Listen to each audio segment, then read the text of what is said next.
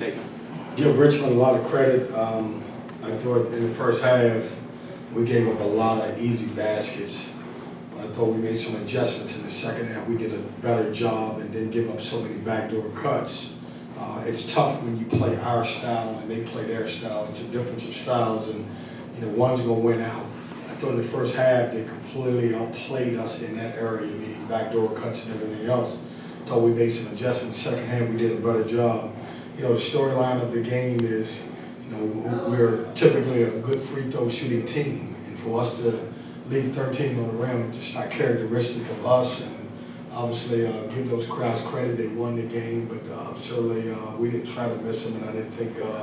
I thought our guys. You look at Darion Seaborn. He's been tremendous on our short season. Done a great job. Another double-double. But just couldn't find the rhythm at the free throw line. So we got to learn from it. We got to move on. We got to continue to get better. Questions? Kevin, how difficult is it for your guys, as young as you are inside, to play a team that big, that veteran, and that physical?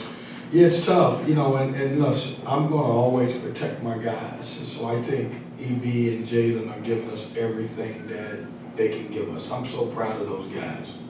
But at the end of the day, we've got a good coach sitting over there that's, Manny Bates, who's really good. So it's tough. We play against a senior or graduate. He was probably 23 years old, knows how to play. He facilitated everything for them. And it's tough on us. I don't want to ever use it as an excuse because, I take pride in developing guys. And I think EB and both Jalen have gotten better. But it's a hell of a matchup for them. It is tough. I thought Golden made everything go for them. We knew that coming in the game. They ran everything through him. It was a tough matchup for our guys. Turning that around, though, the last two games, especially this one, how much does that kind of help their development, having to face this, seeing what it's like, and that kind of thing as you move forward? Well, it helps. There was a moment last night where I didn't know if EB the one was going to play in the game. He kind of rolled his ankle in practice, and give him credit. He toughed it out and played for our team. That being said, those guys are getting valuable experience, but we got to go through that to get where we need to go, and that's a tough part about it. Just because I hate that we're young, but we are, and I've got to accept that, and we got to make some plays. We got to get those guys better. Not only are they young, you add to Quavion Smith, who's having a really good year for us early on, but defensively we're all a nightmare because of our guys being so young. You're not obviously going to get older overnight, but what can you take from the film for these last 2 games playing older teams to kind of build on? We just have to. We got to get smarter. We got to make the right plays. I need more, and I know this is sound crazy. I need more leadership from Cam Hayes and Sebron. And I'm asking for leadership from guys who are really sophomores, who really played a half of a freshman year and really a sophomore. And so, we have to grow up overnight. We got to keep getting better. This is a good basketball team. You don't have to apologize for losing to them because of their, how good they are. They got a unique style. They're older, but we have to grow up because everybody we play, we're in every game. We're competitive. We just got to turn some of these games around and win just because of, we can't. Our youth can't hurt us all the time. Is that youth showing more on defense, especially when you play an offense like Richmond has with backdoor cuts and so many different parts? Yeah, absolutely. I don't worry about us offensively. That's one of the things we talked about at halftime is our offense, we're going to be able to score against anybody. We're going to leave out there more than likely 70 to 80 points a game. We've been able to do that so far. It's defensively when you have so many new guys and young guys and obviously the breakdowns.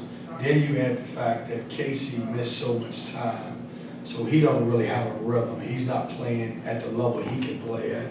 And so really, essentially, he becomes a young guy because he's a new guy that's a transfer in our system.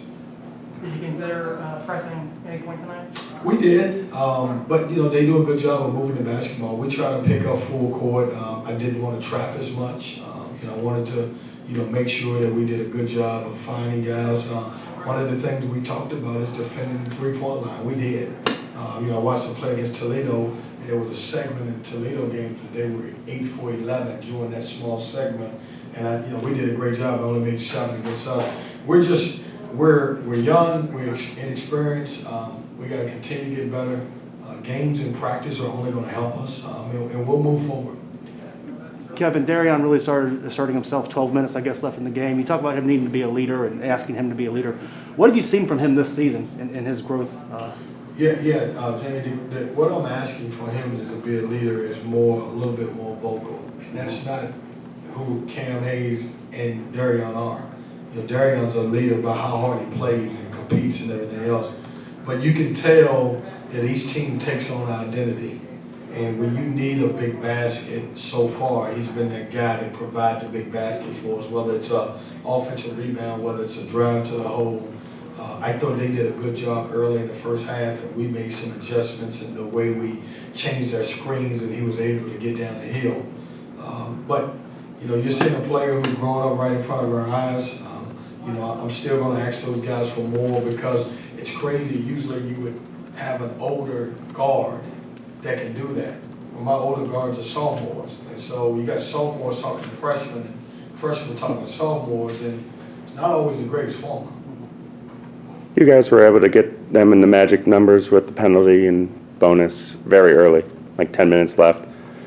Did you guys change a little bit what you wanted to do in terms of just attack? Because you knew that one, they didn't have a shot blocker, and two, they were in foul trouble? Yeah, JC, we have been really good early in the year of getting to the free throw line. Probably one of the better teams in our league, maybe even the country.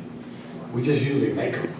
And so what we did is we started setting our screens a little bit lower because they were going under screens. And I thought we settled early in the first half for some outside shots.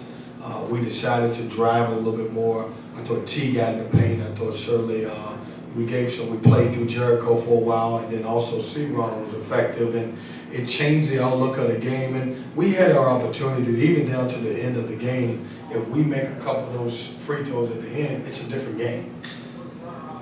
You mentioned Casey's not being the same since he came back from the ankle injury, but I'm sure you're also discouraged by the bench points. You pride yourself on the bench. Is there anything you might do lineup-wise to just give that bench a little more of a boost, or does it really not matter that much? Yeah, I just don't think that I don't think we have the type of team that we're going to get a lot off of our bench in scoring this year. If you think about when we were starting, Casey instead of TeQuavion, so let's say he averages 12, we're probably going to get maybe 12 to 14 on a good night off the bench or vice versa.